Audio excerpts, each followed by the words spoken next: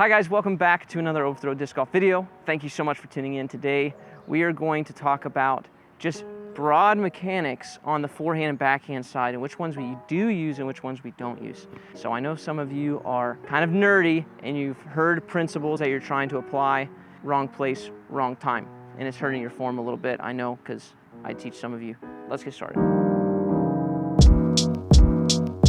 So, lag. You might have heard this term. You've even heard this term from my mouth. You've even heard this term from my mouth in an incorrect way. Michael.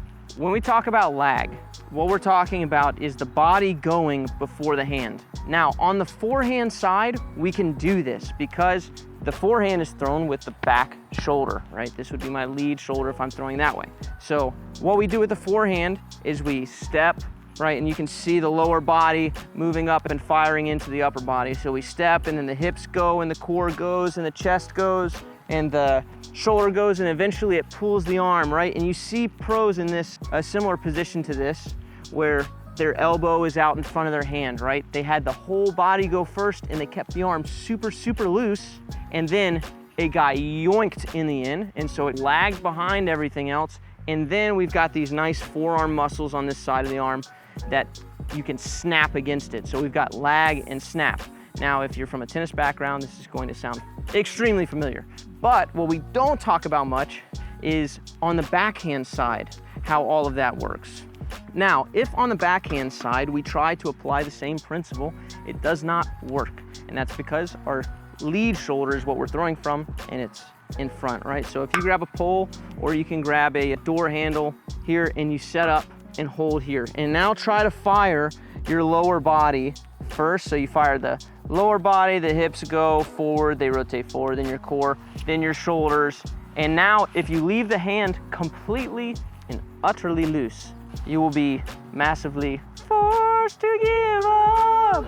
It's not gonna be fun, because what happens is if we keep this totally loose, we end up getting this nice collapsed pocket here.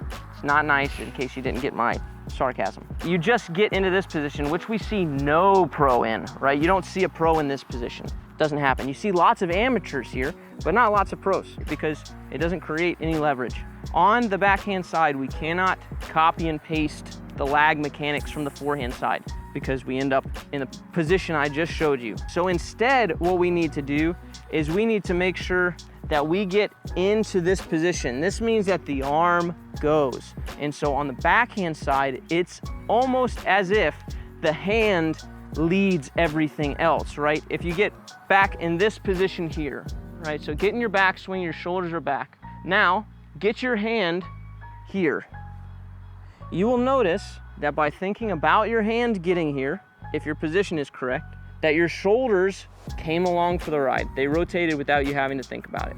And this is kind of how it works on the backhand. You don't need to think, let me rotate my shoulders forward. It's that kind of thinking that gets a lot of amateurs trapped back here with the arm. It's probably better to think about your hands moving forward and then let the rest of the body do.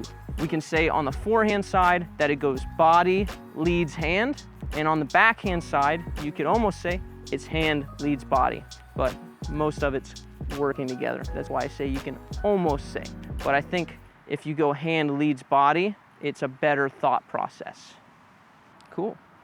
And we started a new thing on the channel where I throw every video, so here you go.